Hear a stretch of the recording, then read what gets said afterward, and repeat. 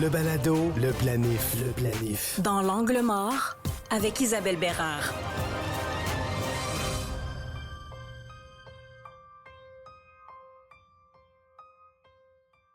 Par nécessité ou tout simplement par divertissement, par loisir, par envie, il y en a qui ont vécu ou qui vivent encore dans leur véhicule. On peut penser à la van life, mais il y a des gens qui, justement, ont vécu dans leur voiture parce qu'il n'y avait plus de logement. Les implications de ça sont nombreuses. Oui, les implications sont nombreuses, en particulier au niveau financier. Pourquoi? Bien, parce qu'au Québec, certaines prestations ou crédits d'impôt vont nécessiter qu'on ait une adresse physique.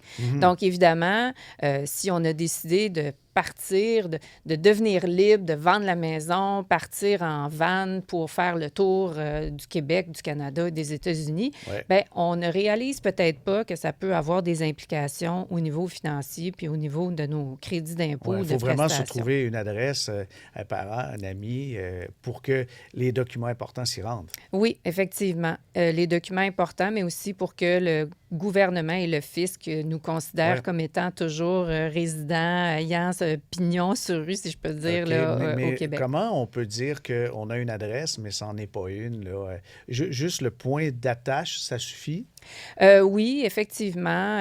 On peut avoir quelqu'un, un membre de sa famille qui pourrait recevoir notre courrier, mais il faut comprendre que si on vit à l'extérieur du Canada sur une période prolongée, évidemment, ça pourrait avoir une incidence sur les prestations. Alors, on peut perdre bien des choses, notamment le droit de cotiser un CELI. Hein? Le droit de cotiser un CELI, effectivement, ça n'empêche pas que ce qu'on a d'accumuler dans nos placements, on puisse les retirer au besoin, mais effectivement, nos droits de contribution ne s'additionnent plus. Et ça peut aller jusqu'à la perte de crédit d'impôt?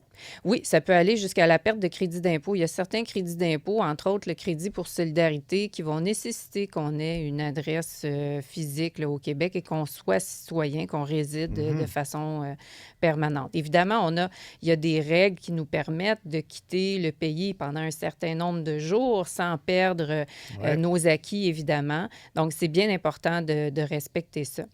Il y en a aussi qui décident, par exemple, de partir sur un long voyage et de louer leur propriété pendant ce temps-là. Bien, ça aussi, ça peut avoir un impact fiscal parce que notre propriété, tout d'un coup, on change l'usage de notre maison qui était résidence principale.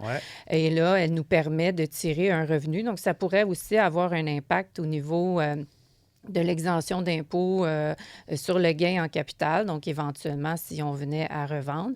Et on parle aussi de cohabitation, des gens qui décident d'inviter des gens à venir habiter chez eux, de cohabiter avec eux. Bien là, il faut se poser la question, est-ce que c'est un locataire, un colocataire? Est-ce qu'on lui charge un loyer? Est-ce qu'on déclare ce loyer-là? Donc là aussi, ça peut avoir un impact sur l'exemption d'impôt sur gain en capital pour notre propriété si tout d'un coup, notre propriété devient locative. Donc, il faut réfléchir lorsqu'on a envie de liberté. Il faut aussi penser au niveau financier, quels vont être les impacts.